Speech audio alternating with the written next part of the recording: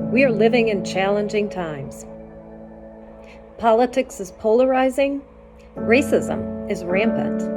The pandemic is frightening, and families are divided. Tough times require more dialogue and more understanding. But navigating our differences constructively is hard work.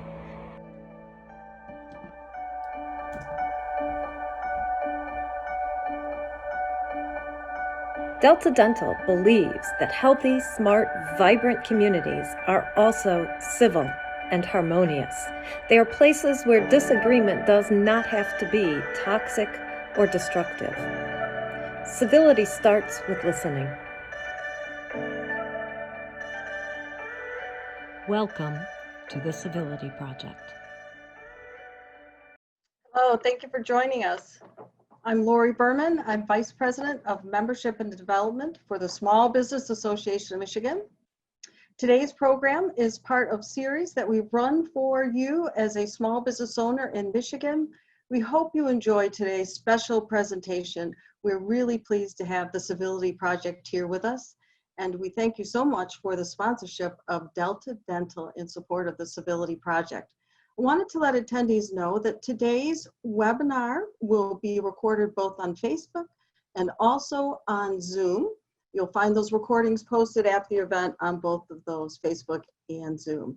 If you have questions, please put those in the Q&A today while we're going through this. And I ask that if you have questions unrelated to today's content, if you have questions on small business loans and the other things that are going on, please send those to sbam@sbam.org. As we get started today, I would like to recognize our sponsor and thank them so much for presenting this program to us. We really appreciate it. We're going to skip this slide since we just saw it here. Exit that. And we will go to Delta Dental sent a fabulous video that we will show with you now. Let me get to live screen.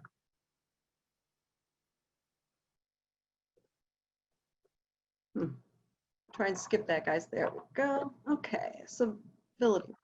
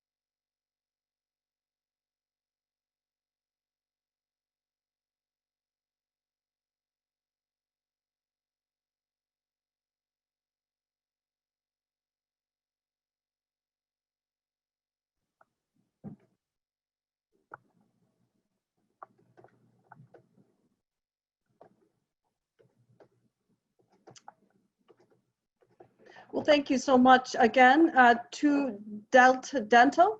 And let me now introduce to you our guests, our special guests on today's show. Let me first introduce to you Lynn Golodner.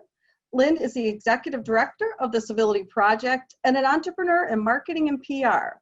Lynn runs an agency called Your People LLC. Lynn is also the author of 8 books and a professor of writing at the University of Detroit Mercy. And our other 2 esteemed guests today, let's celebrate Stephen Henderson. He's an American journalist who won the 2014 Pulitzer Prize for Commentary and the 2014 National Association of Black Journalists of the Year Award while writing for the Detroit Free Press. He's a native of Detroit. Stephen is a graduate of the University of Detroit Jesuit High School and the University of Michigan. Since 2015, he has been the host of Detroit Today on WDET, and he has worked for the Baltimore Sun, the Chicago Tribune, the Lexington Herald Leader, and Knight Ridder. And last but not least is Nolan Finley. He began his newspaper career as a copy boy at the Detroit News while a senior in college. After a brief stint with the Jackson Citizen Patriot, he returned to the Detroit News as a reporter covering the administration of Mayor Coleman A. Young. He's been the newspaper's city editor, business editor, politics editor, and deputy managing editor. In 2000, he was named in his introductory column, he was named editorial page editor, and his columns have appeared in the newspaper ever since.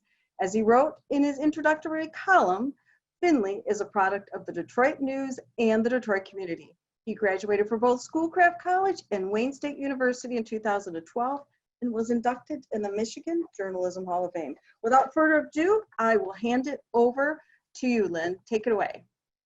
Thank you so much, Lori, and thank you to SBAM for having us, and to Delta Dental of Michigan, which is our generous sponsor and makes all of this possible. So Stephen and Nolan, let's begin with both of you just telling a little bit about how the Civility Project came to be, and I think we begin with your relationship and how that inspired the Civility Project. So let's hear from you. Steve, you're on mute, buddy. You're muted. You have to unmute, Stephen. Well, Steve's finding his voice. Go ahead. I'll just start. You know, this sort of evolved naturally. I mean, I was the editorial page editor at the Detroit News when Steve was named editorial page editor of the Detroit Free Press. And as he being a liberal, me being a conservative, a lot of folks around town thought, wouldn't it be fun to throw them in a cage and watch them fight? And so we started doing a lot of public appearances together, and we found during that time, yeah, we certainly had a lot that we disagreed on, and our positions were very far apart. We also found out that we liked each other, and we had a lot of things in common, and that we could talk about politics and argue about politics, often very passionately, without it becoming personal, without us becoming resentful and hateful toward each other. And over the years, that became just a increasingly rare thing to see in the public square, people who could converse about difficult things and agree and walk away friends and do it in a civil manner. And we just, you know, from there, we have, you know, this has evolved into a more formal project, again, thanks to both the Detroit Regional Chamber and in particular,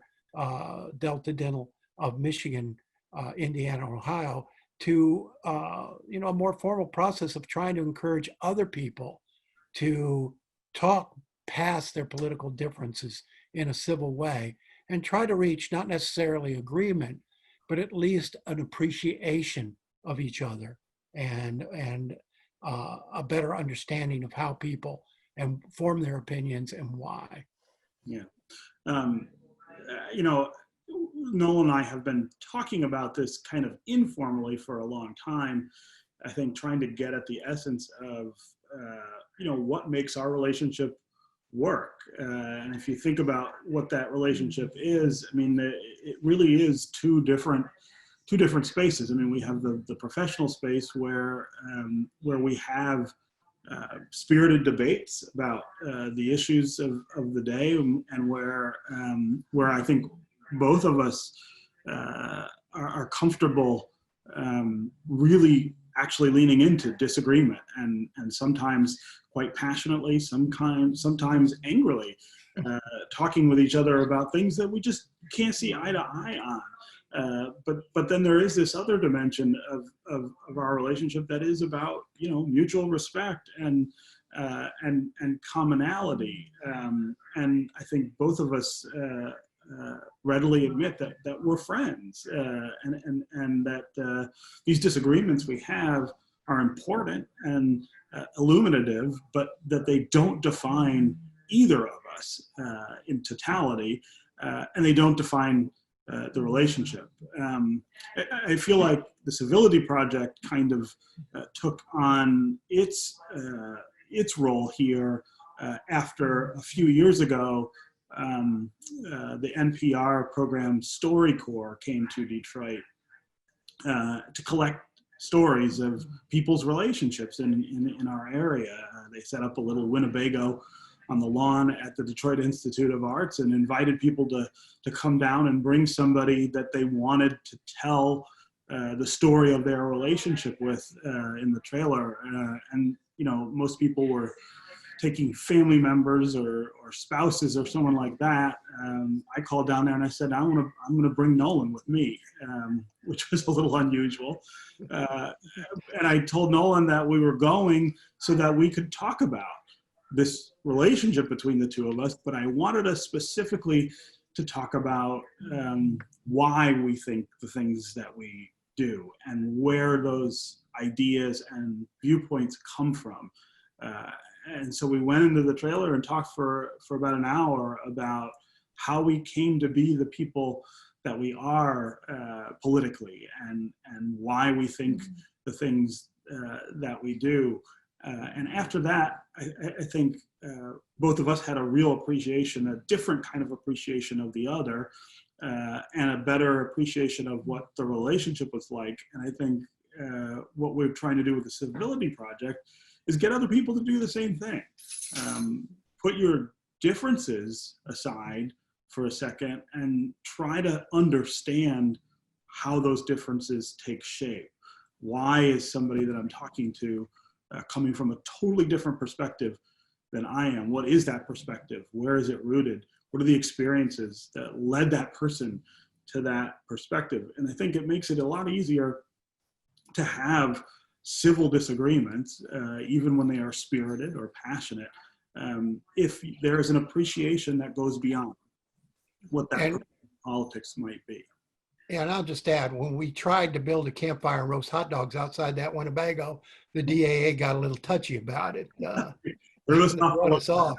But, we took it from there and thought, particularly, as America seemed to be becoming more, not just polarized, but more viciously divided, more angrily divided, we started bringing together groups of our friends from different perspectives and mingling them in, something we call bourbon nights, which is self-explanatory, I think. And, oftentimes political disagreements and drunkenness don't work, but sometimes it does. And, over the course of a few years, we have brought a lot of people into neutral settings where they could talk. And our goal, if I can just say it, is simple, is to get to the point where we can approach somebody or listen to somebody who disagrees with us, who offers a different viewpoint, sees life through a different lens than we do, and not automatically default to that person being stupid or evil. And that's what we tend to do today. When we read or hear something we disagree with, our reaction is, a person's so stupid, a person must hate America, and on and on and on. And we wanted, there's nothing productive going to come out of that. And so we wanted the people to understand that we all, most good-hearted, intelligent people come to their views in the same way. They take the facts, the data, the information, they apply their own experiences and values and emotions, and they come up with an opinion. And if they come up with an opinion that's a polar opposite than yours, doesn't make them bad people. And those are really good points. I know that when we were starting to really build out the Civility Project, we had no idea what was going to unfold. And we had these grand plans for in-person events where people would actually be able to talk with someone who's different from them and come to some understanding and really hear each other, which we still have hope for in the future when all of this passes. But so we've been doing these online sessions, and we've been talking about civility in a time of crisis, civility in an election season, civility with race relations. We have a lot of really polarizing issues and a lot of emotions right now. And so what I'd like to do is first just talk a little bit about how we build civility, give our participants today some tips and some practical steps they can take. And then let's apply those to even more polarizing situations in our normal political conversations, but things like a pandemic and, in very inflamed race relations and a presidential election. So let's just start with offering some practical steps for how people can build civility. And I just want to remind our audience that we'd love to hear from you. The questions as we go along, we will sprinkle them in. So please do put them in the Q&A. But Stephen and Nolan, how can people start to build civility in their relationships? So I think we talk about a number of different principles that I think define civil interactions. And the very first one, I think, is this principle of listening, of actually being able to listen to somebody who is talking about something that maybe you don't agree with or even understand or can't even relate to, but really still trying to understand and hear that person and hear what they're talking about. And when we use that word listening, I think we mean something different than what we popularly hear when we hear people say that they are listening. Often I think we define listening as the act of not talking. If I'm not talking and you are, somehow I'm listening. But I think it has to be a little more intentional than that.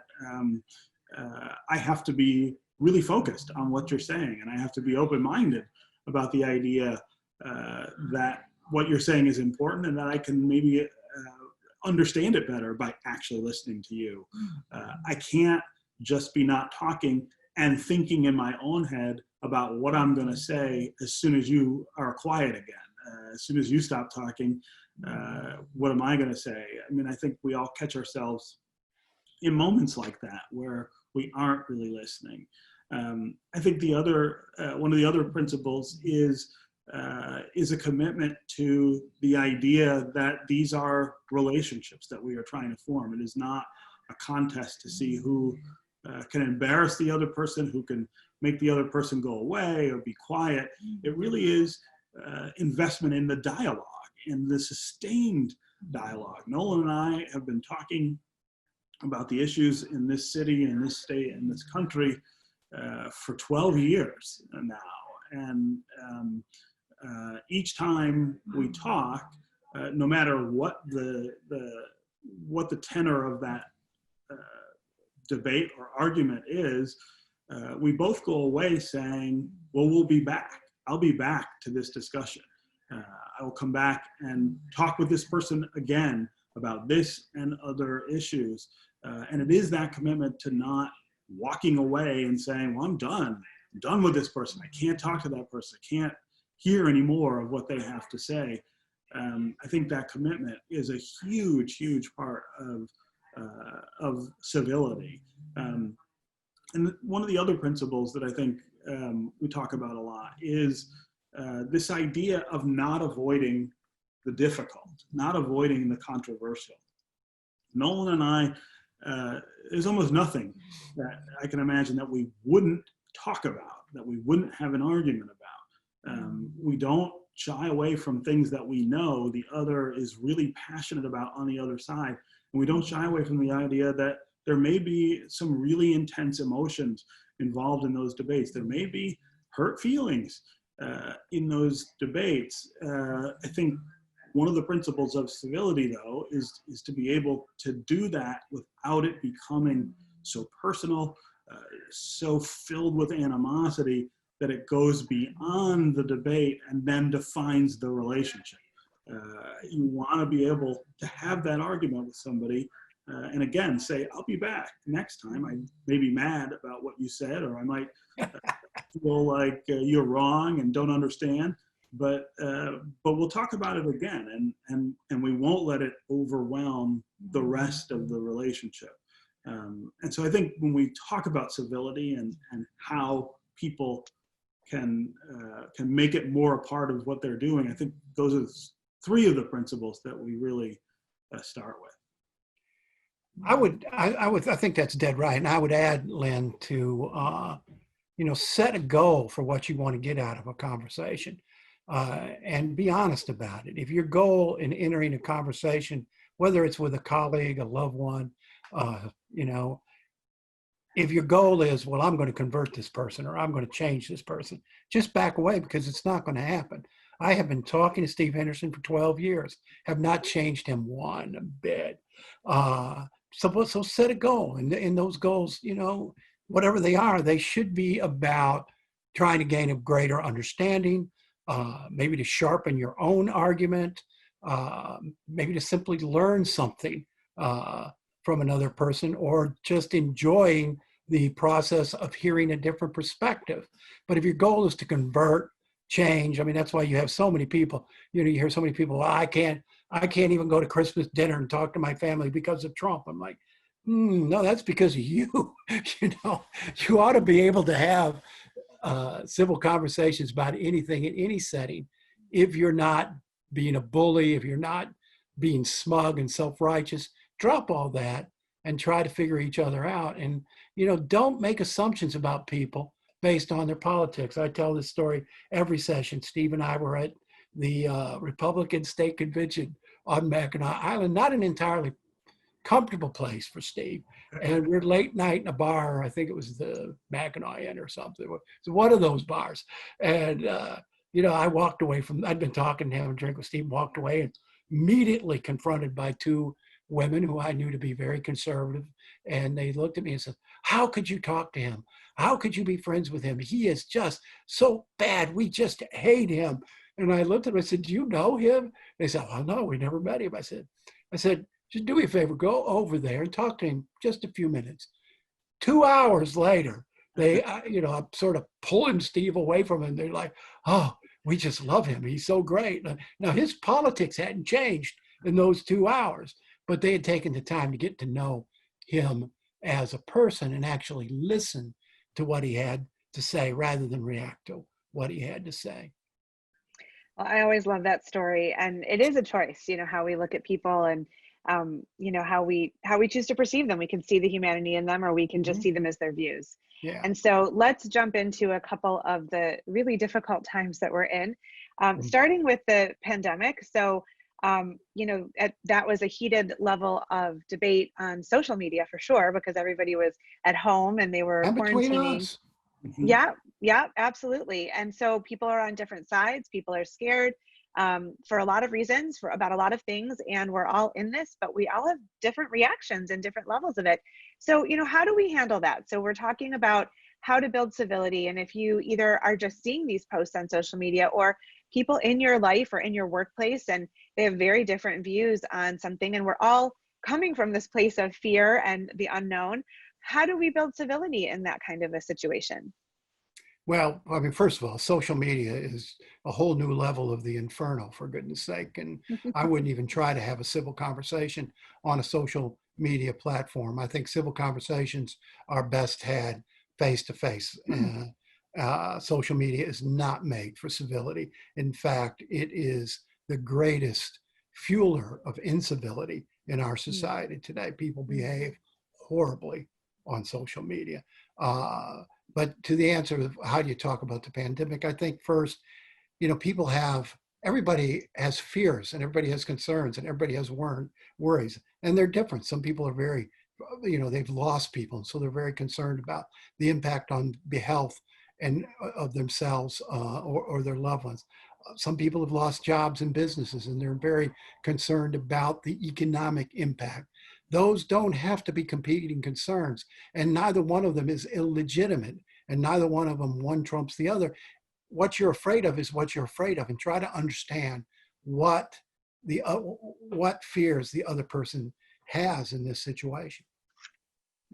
Yeah, I mean, I think Nolan's right that social media is, feeds off of incivility. I mean, it feeds off of insult and degradation and the kinds of things that are antithetical to actual substantive debate.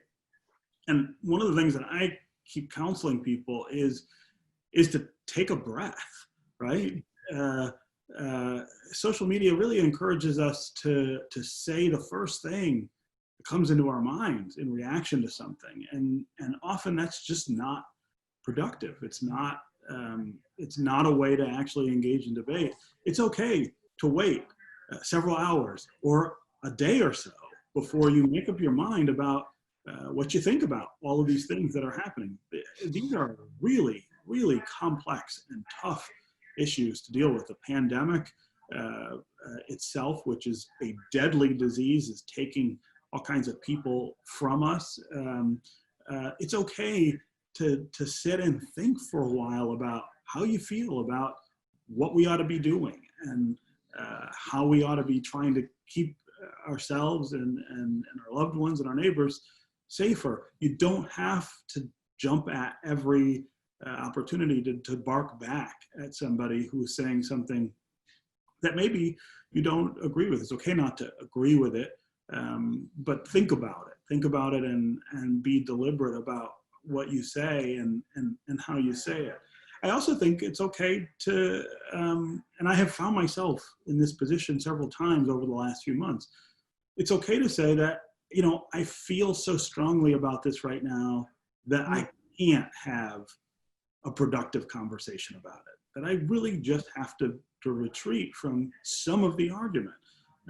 You don't have to be in the boxing ring over this stuff all the time.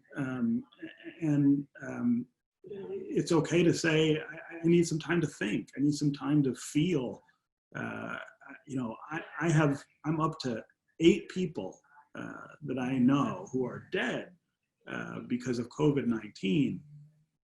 I'm not ready to have some arguments about this pandemic and what it means and what the reaction to it means because of that, because I'm still trying to process the fact that when all of this is over and we go back to whatever life is going to be after this, there are 8 people who were in my world before who won't be there at all.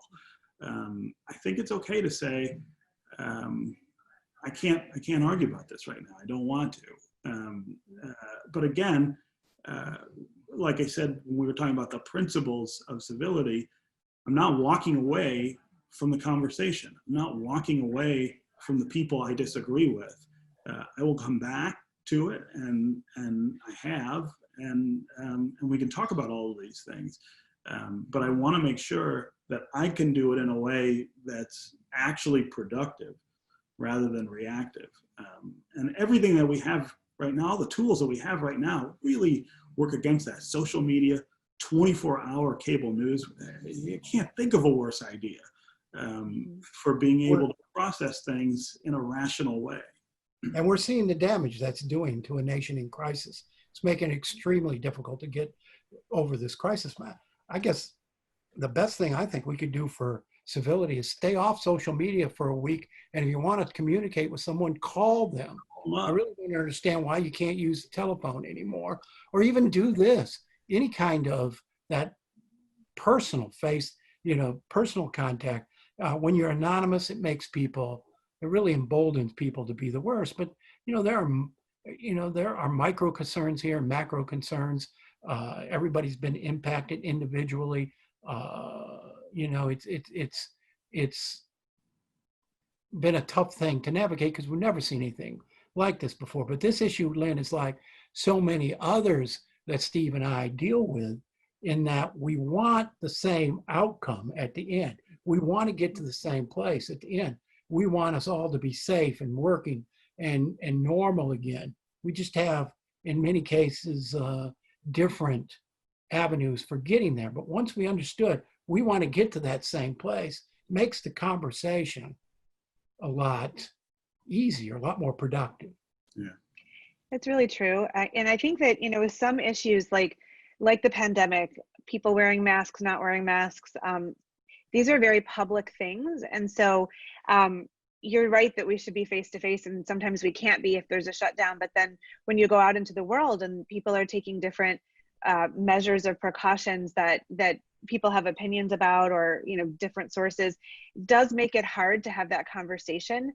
Whereas when we look at politics, for example, which is a very common source of disconnect and can lead to incivility, that can actually be a very private thing, because people don't always share who they're voting for or why, or what their proclivities are. And then we end up with this very big political divide where people can't really talk across the divide.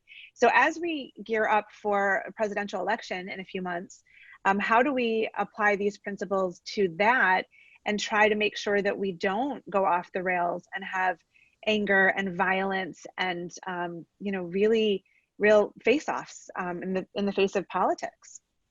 Well, the reality of American politics today is that there's profit and division. And the people running for office don't really want to unite us. They may say, I want to bring America together, but they have learned that there is reward in divisiveness. And, you know, I think we have to stop rewarding divisive politicians first. I mean, somebody comes in with this us against them, hateful information, the other side are the demons and we're the angels. I think we've got to reject that and start listening for a level-headed, civil-minded individuals to serve in our leadership positions. And we don't have many of them today. Yeah. You know, I also feel like when you're thinking about, especially when you're thinking about the conversations that we're having about race and inequality and racism right now, one of the really important, and this relates to politics too, one of the really important principles is making sure that the stakes on both sides are the same, and when they're not, acknowledging that. We're talking about Black Lives Matter, we're talking about systemic racism. The stakes for Black people in these debates and these conversations are enormously larger than they are for other people. That's just the way it has been since the beginning here in America. And I think recognizing that and recognizing that in many cases, Black people are fighting for our lives. We're fighting for basic liberties that other Americans are able to take for granted. It's really hard to engage in a dialogue about those rights with somebody who has those rights and does not have to petition for them in the way that African Americans are right now. And that's a really difficult dynamic to wrestle with. I mean, I think it is among the most complex aspects of American life. But some of the disconnect here is about those mismatched stakes. People who don't understand why this has risen to the level of violence. For example, you know, our history is what is pushing it there, and being able to understand that, or willing to think that through and to hear why people feel the way they do and are doing the things that they do, to hear how long people have been asking for things to be different, for things to be fairer, in a really civil way. You know, I'm reminded right now all the time of Colin Kaepernick, who, whether you think what he did was right or wrong, you can't call it uncivil. I mean, it was the most civil way to make the point he was making. He wasn't bothering anybody. He wasn't in anybody's face. He simply was taking a knee saying, I want you to pay attention to this. And the reaction that he got, losing his job, I mean, absolutely vilified over and over, reminds us that that sometimes you do need more aggressive signals. You need more aggressive behavior to be able to get people to pay attention to change.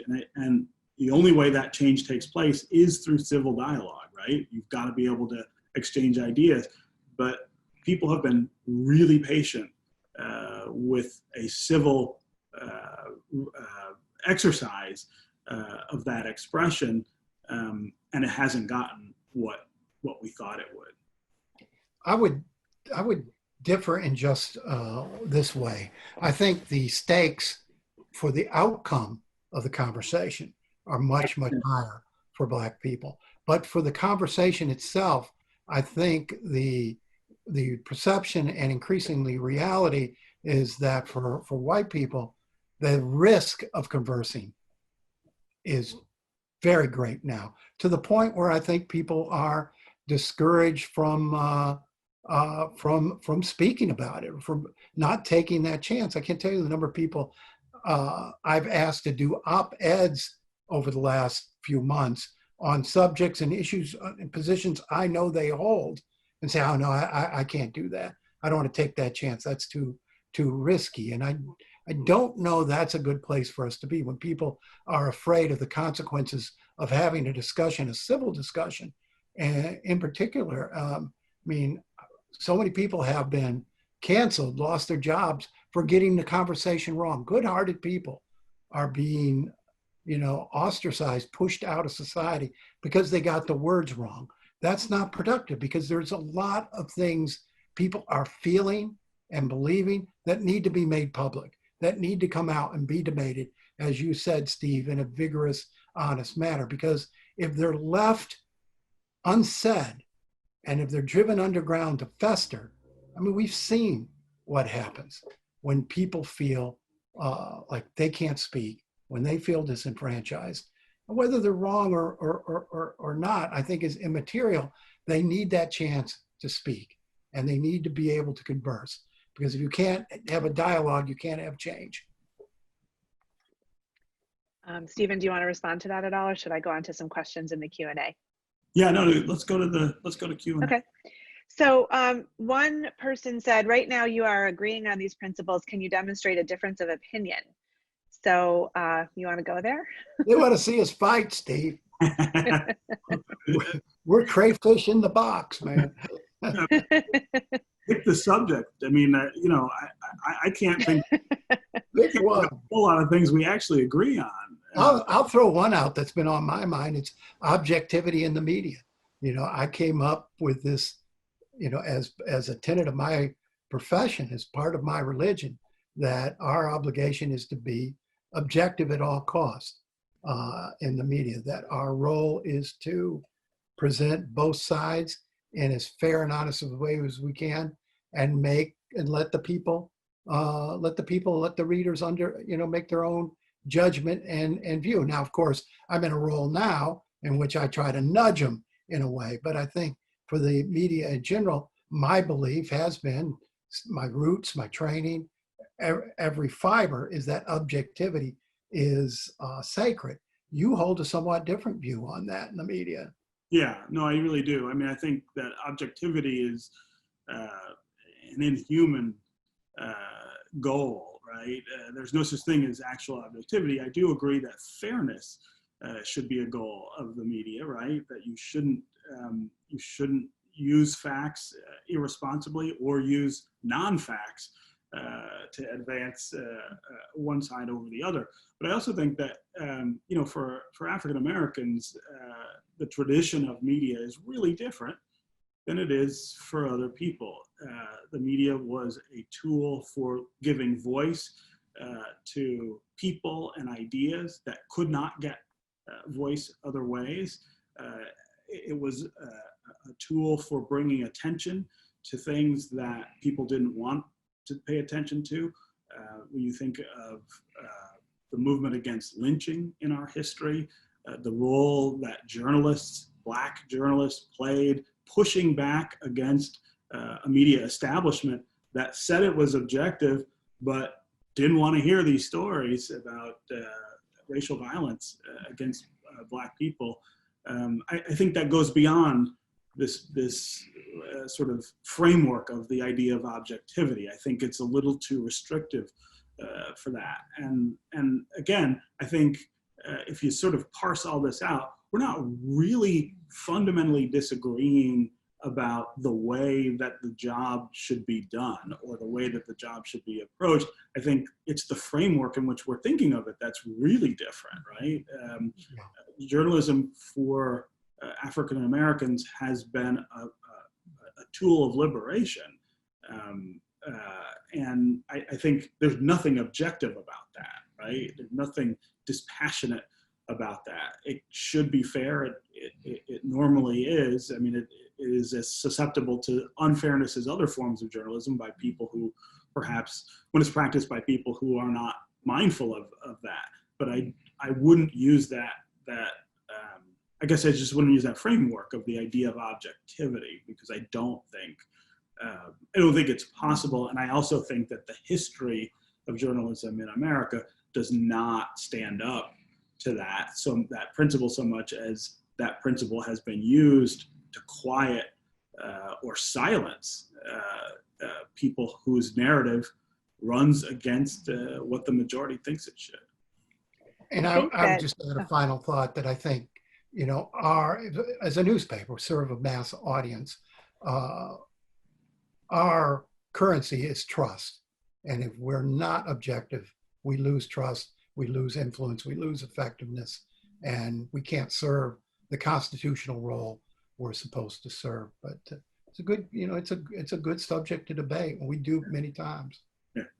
I think that, one of the things that we're seeing with the two of you, especially in this conversation as an example, is that you come to the table assuming that the other person has good intentions and wants, a good outcome. And so even if you believe different things, you're committed to seeing that in each other.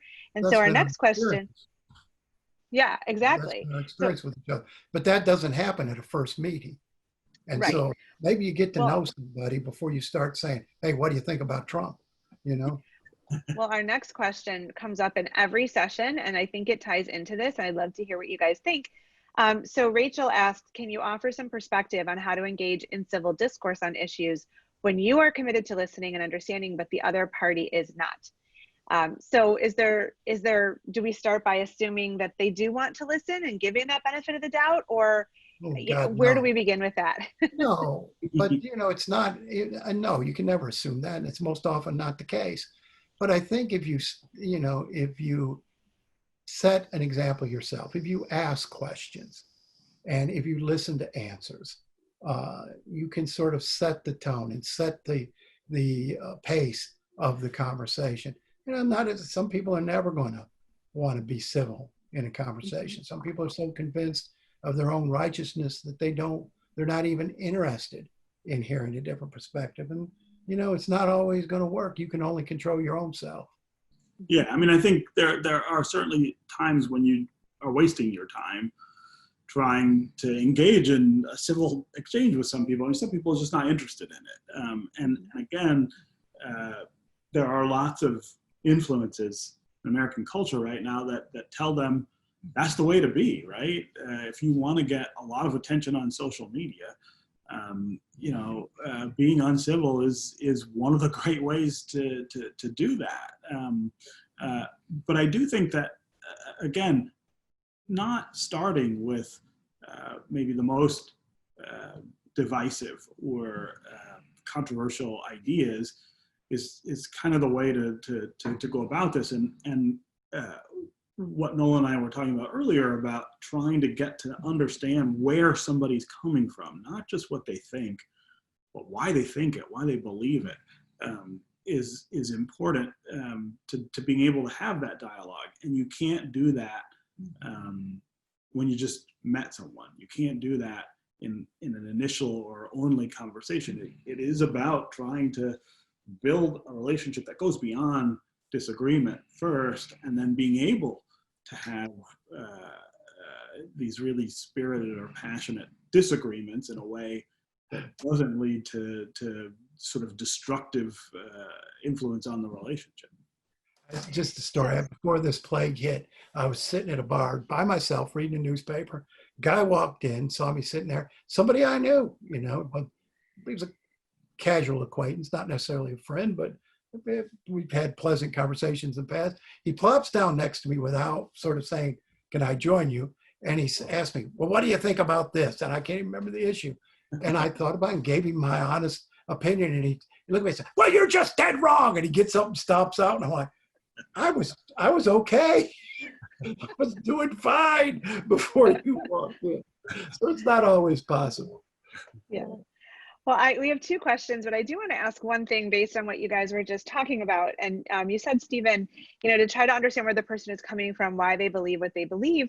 And I think a lot of people don't really know why they believe what they believe. So how do we handle that? Not everybody is as well thought out as both of you are. Some people may have inherited beliefs from their families or from their upbringing and never really questioned it or turned it over and tried to discover if they really want to keep those beliefs. So what do we do if we're in one of these conversations and we're trying to understand what somebody believes or why they do, and they don't really know? You don't have it. I think that describes most of us at times on different issues. And I think, realize that they're looking at you and thinking the same things.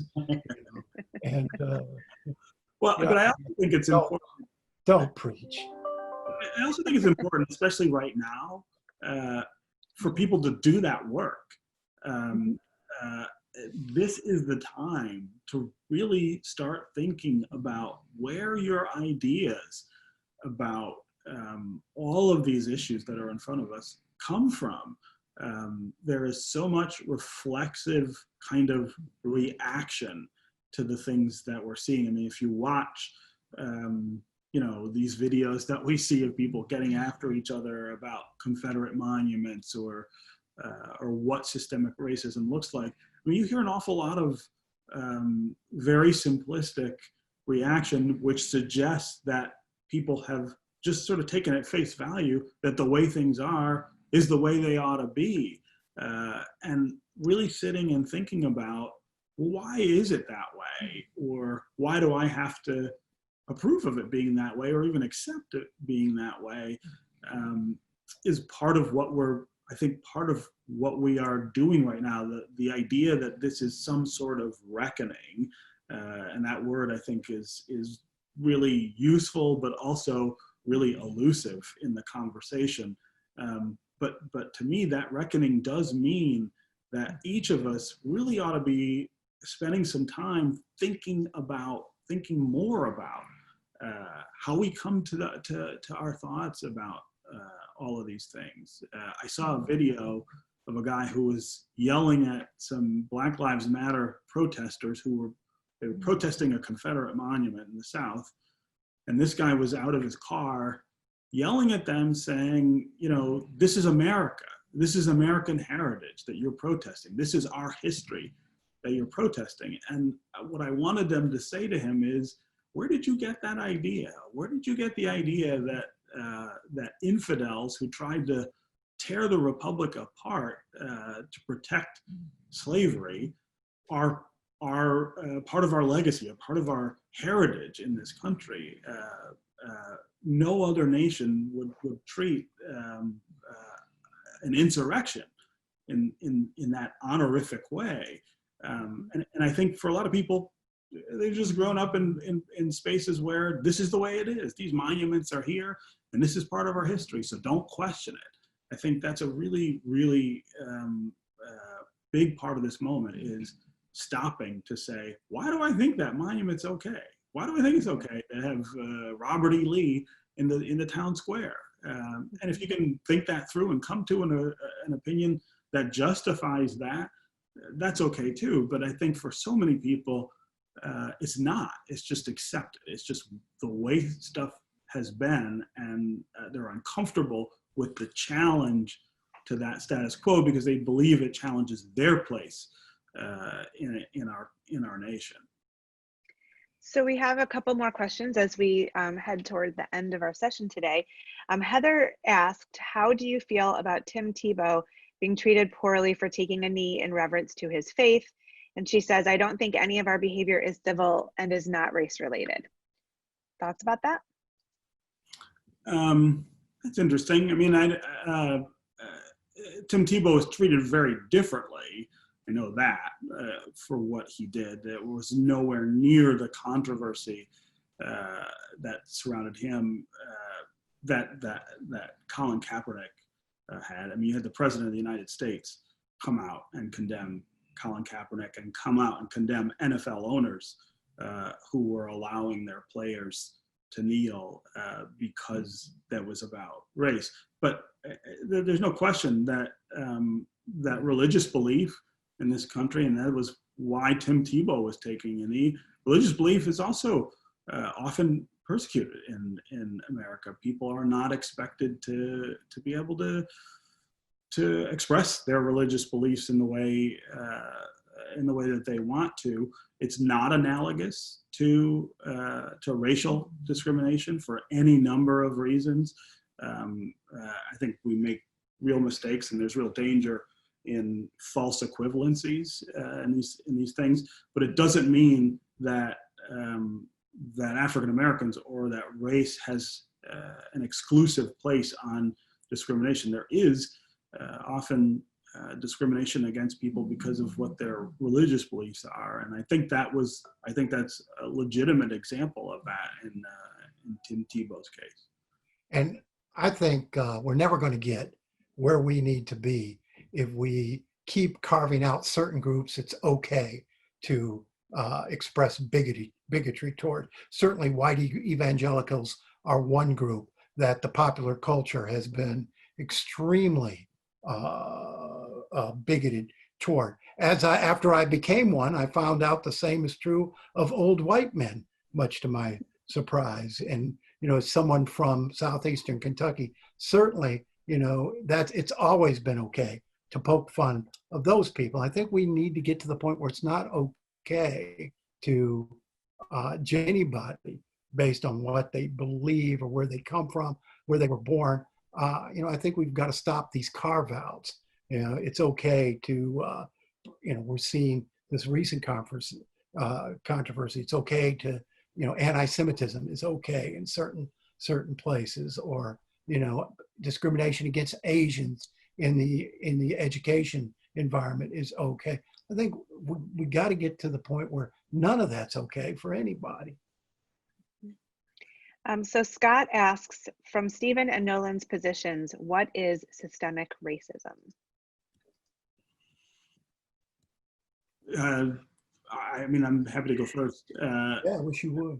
It is the sum total of the 240 some years of American existence.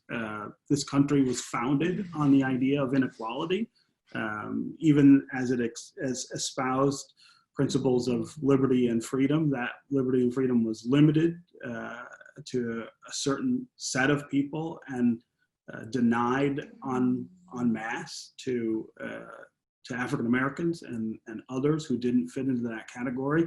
And everything that has followed that founding is in the mold of that initial footprint. And that doesn't mean we haven't made tremendous progress and changed some really fundamental parts of that inequality.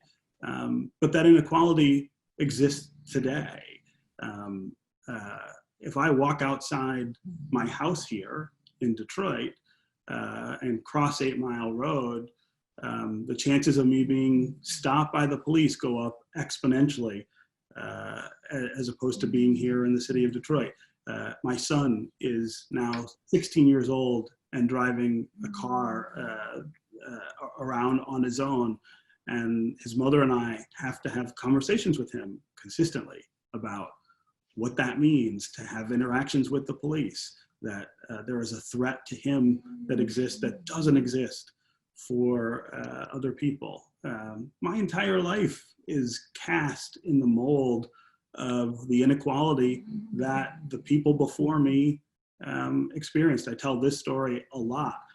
My father was born in 1933 in Mississippi, grows up, joins the Air Force to go off and fight in the Korean War, and comes home to a Mississippi where he cannot vote, where he can't have jobs that he's qualified for because he's been in the military.